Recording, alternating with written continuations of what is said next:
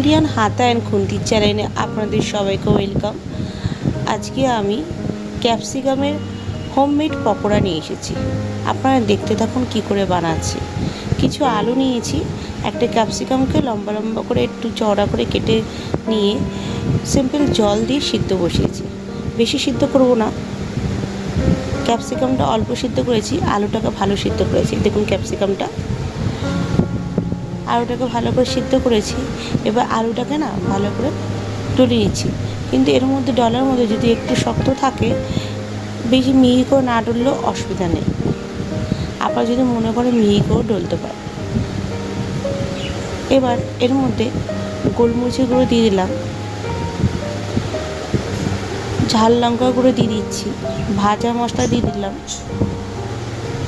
আর স্বাদ মতো লবণ দিয়ে দিলাম, দিয়ে ভালো করে মেখে নিচ্ছি।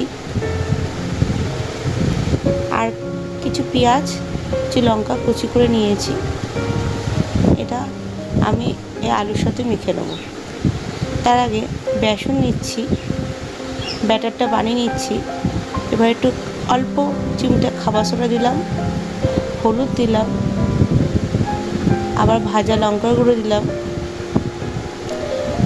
ভাজা মশলা দিচ্ছি, গরম মশলা দিলাম, লবণ দিলাম। এবার ভালো করে এটা ফাটিয়ে, বাবলস না থাকে ঠিক সেরকম ফাটিয়ে নিয়ে নিলাম জল দিয়ে।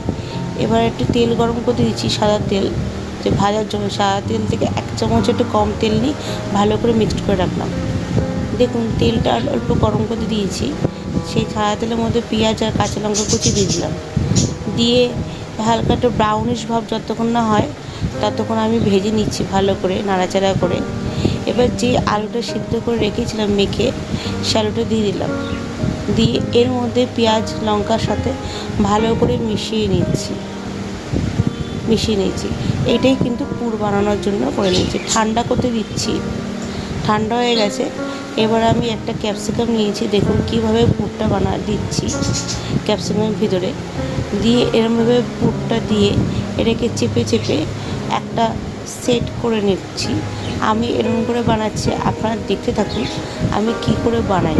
আপনারা ঠিক সেরকমভাবে বানাবেন, খুবই সুন্দর রান্নাটা, খেতেও সুন্দর হবে। চা কফির সাথে খাবেন, ডাল ভাতের সাথে খাবেন, আবার এমনিও খেতে পারেন ঘি ভাতের সাথে। খুবই সুন্দর রান্নাটা।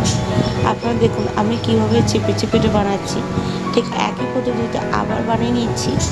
এরকম করে আমি আরও কয়েকটা বানিয়ে নিয়ে এবার এর জন্য আমি কিন্তু সাদা তেল দিয়ে করব। সাদা তেলটা বেশি হিট করব না, বেশি হিট করলে কি দেওয়ার সঙ্গে সঙ্গে পুড়ে যাবে, তাই মিডিয়াম হিটে রেখেই আমি করব। দেখুন এগুলো বানিয়ে নিয়েছি। এবার ব্যাটারটার মধ্যে আমি গুলে নিলাম, এটা এরকমই করতে হবে। আস্তে করে দিয়ে দিলাম, আবার ব্যাটারটার মধ্যে দিয়ে আমি আস্তে করে তেলে ছেড়ে দিচ্ছি। আপনারা দেখুন। আর আমার ভিডিওটাতে বন্ধুরা আপনারা লাইক করবেন, সাবস্ক্রাইব করবেন, শেয়ার করবেন। আমি প্রতিদিন নতুনত্ব ভিডিও দিচ্ছি, আপনারা আমার ভিডিওগুলো ফলো করবেন, আমার বন্ধু হবেন। দেখুন আমার কিন্তু ক্যাপসিকাম পকোড়া ভাজাটা একটু গোল্ডেন ব্রাউন অবধি ভাজবো, কিন্তু গোল্ডেন ব্রাউন কয়েকটা হয়ে যাচ্ছে হালকা হালকাভাবে, দেখতে পাচ্ছেন। আমি হালকাভাবে উল্টে দিচ্ছি, যে তলারটা ভাজা যাবে তখন আস্তে করে আলতো করে উল্টে দেবেন। খেতে খুব সুন্দর একটা ক্রাঞ্চি ভাব আসবে। আপনারা একটু কমিয়ে ভাজবেন, তাহলে একটু ক্রাঞ্চি ভাব আসবে, ভিতরটাও আরও একটু ভাজা হবে। দেখুন আমার কিন্তু গোল্ডেন কালার চলে এসেছে, তাই আমি আস্তে আস্তে করে তেলটা ছেড়ে তুলে দিচ্ছি। আর সাইড দিয়ে অল্প অল্প করে দিয়ে প্রায় ভাজার বাড়িয়ে নিচ্ছি। দেখুন আমি কিন্তু আবার উল্টে দিচ্ছি, তলাগুলো উল্টে দিচ্ছি, দিয়ে করছি এটা। আপনারা ঠিক এরকমভাবে করবেন। আমার ভিডিওটাকে পুরোটা দেখবেন, তাহলেই বুঝতে পারবেন আমি যেরকমভাবে বানাচ্ছি সেরকমভাবে বানাবেন আপনারা। দেখুন আমার কিন্তু ভাজাটা হয়ে গেছে, আমি এখন তুলে নিচ্ছি একটা প্লেটে। দেখুন কালারটা কত সুন্দর এসেছে, খেতেও সুন্দর, দেখতেও সুন্দর। আজকে যদি টাটা, কালকে আমি আবার আসছি নতুন একটা ভিডিও নিয়ে।